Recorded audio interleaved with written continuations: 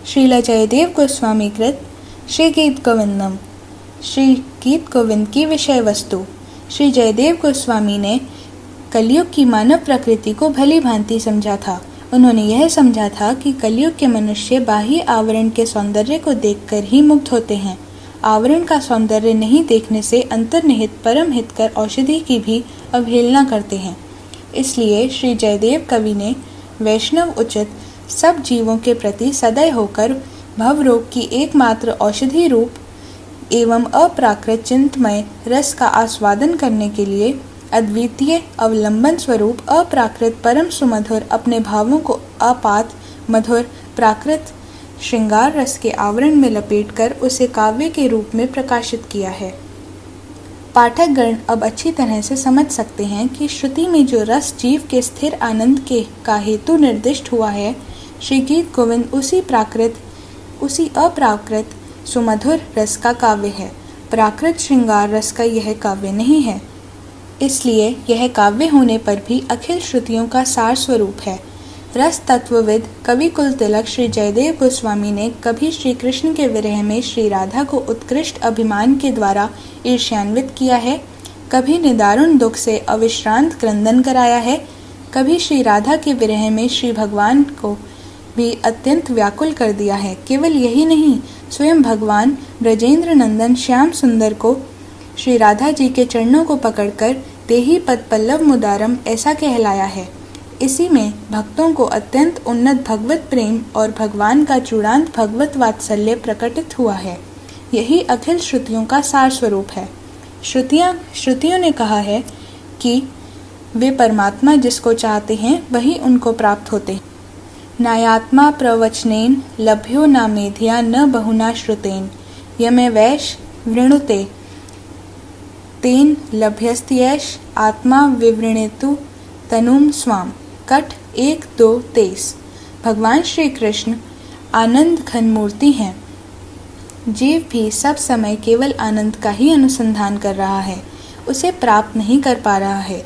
किंतु जिस दिन जीवों का ऐसा सौभाग्य उदित होगा, उसी दिन अर्थात जिस समय भक्तों को अंतर्निहित भावों को देखकर भगवान स्वयं अपने को ज्ञात करा देंगे, उसी दिन अपने सौभाग्य के बल से स्वयं आनंद भी उनका अनुसंधान करेगा।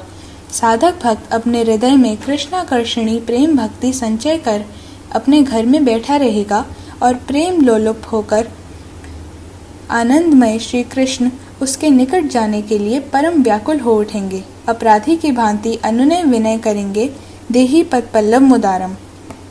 यही निखिल श्रुतियों का सार स्वरूप है। श्रुतियाँ कहती हैं ब्रह्मा जितना निकट है उतना दूर भी है। जय श्री राधे श्याम।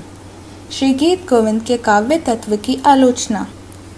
श्री जयदेव कवि ने इस मधुर काव्य में गांधर्व विद्या का कौशल, ब्रजेंद्र नंदन श्री श्याम सुंदर के चिंतन स्मरण का समस्त रहस्य, संभोग और विप्रलंब दोनों प्रकार के श्रृंगार रस का विस्तृत विवेचन तथा काव्य प्रणय की प्राचीन पद्धति सभी का मणिकांचन न्याय से सन्निवेश किया है। उन्होंने स्वयं कहा है, सानंदः परिशोधयन्तु सुधियः श्री गीत गोविंदः। 12-24-11। इस चतुर्थ चरण का यह भी अभिप्राय है कि इन समस्त वस्तुओं का पूर्णतः शुद्ध रूप से इस श्री गीत गोविंद काव्य में ही एकमात्र उपलब्ध हो सकता है। अतएव विद्वानों को चाहिए कि वे इस काव्य को भली भांति परीक्षण करके देखें और जानें भी। श्री जयदेव कवि को इस बात का दृढ़ विश्वास है कि श्री गीत गोविंद काव्य के माधुर्य के समान अंगूर की मदिरा, चीनी की मिठास, पके आम्रफल तथा कामिनी के अधर रस ये सब उपेक्षणीय हैं, क्योंकि इस श्रृंगार काव्य में श्रृंगार रस का संपूर्ण सार समाविष्ट है। साध्वी माधवी चिंता न भवती भवती शर्करे कर्कशासी द्राक्षे द्रक्ष्यन्ति के त्वामृत मृतमसी क्षीर नीरम रसस्ते माकंद क्रंद कांताधर धर न तुलाम गच्छ यच्छन्ति भावम याच्छा वच्छ अंगरसारम शुभमेव श्री जयदेवस्य वैदग्ध्यवाचः। इस काव्य में श्री जयदेव गोस्वामी ने विभिन्न छंद, रस, अलंकार और औचित्यों का सन्निवेश किया है। श्री राधा माधव विलास का मधुर गायन ही कवि का प्रमुख ध्येय है। इस काव्य की 24 अष्टपदियों के माध्यम से कवि ने संगीत शास्त्र तथा रस शास्त्र के अपने गहन अध्ययन का विशुद्ध परिचय दिया है।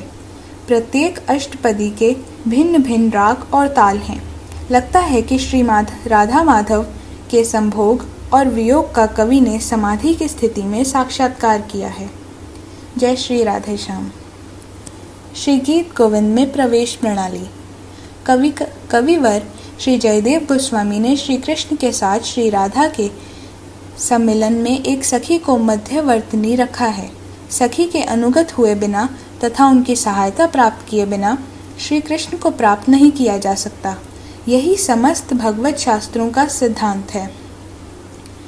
भक्ति, सखी की सहायता और गुरु की सहायता एक ही बात है।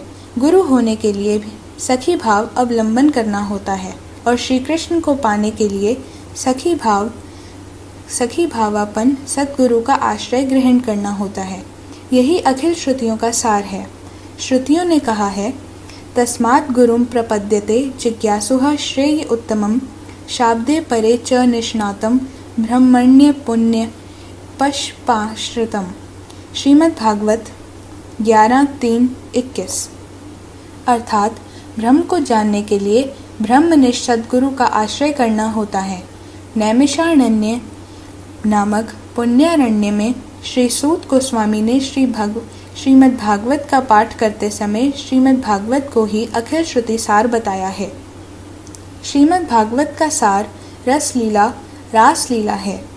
सारदर्शी कविवर श्री जयदेव गोस्वामी ने कृपा परवश होकर उसी सारादपि सार श्रीमद् भागवत तोक्त श्री रासलीला को निचोड़कर गागर में सागर भरकर कली जीवों की स्वतः प्रवृत्ति के लिए श्री गीत गोविंद नामक काव्यामृत को प्रकाश किया है। श्री सुखदेव गोस्वामी ने परीक्षित महाराज के प्रश्न के उत्तर में कहा था, अनुग्रहाय भक्तानां मानुषं देहमाश्रितः भजते तादृशी क्रीड़ा यह श्रुत्वा तत्परो भवेत्। अर्थात भगवान श्री कृष्ण अपने भक्तों पर अनुग्रह करने के लिए इस प्रकार की लीलाएं प्रकाश करते हैं।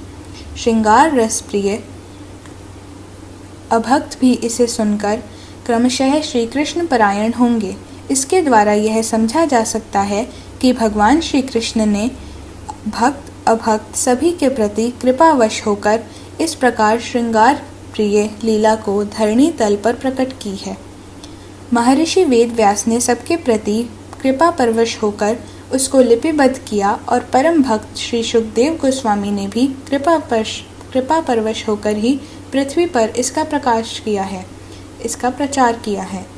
उसके पश्चात कविवर श्री जयदेव गोस्वामी ने भी कृपा परवश होकर और भी मधुरतर काव्य के आकार में उसे प्रकाशित किया है। श्री चैतन्य चरितामृत में श्री रामानंद संवाद में श्री रामानंद के मुख से श्रीमन शचीनंद गौर हरि के प्रश्नों के उत्तर में उन्होंने जो कहा वो हम अगली बार सुनेंगे।